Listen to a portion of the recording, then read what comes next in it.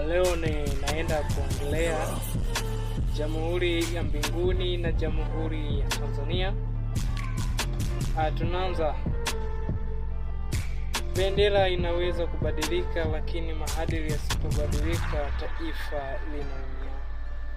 Jamhuri ya Tanzania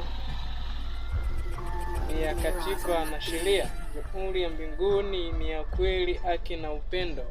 Sheria zinaweza kumzuia mtu asiibe, lakini sio moyo unaomzuia kufanya uovu.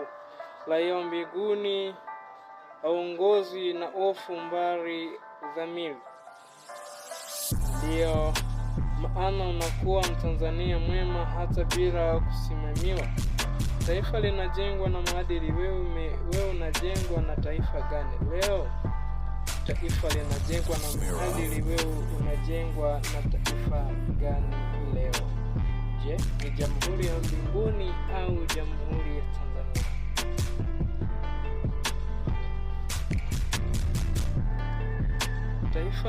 Taifa imara huanza na moyo ulio sawa. Huwezi kuwa na moyo usiokuwa sawa ukawa na taifa lililo imara.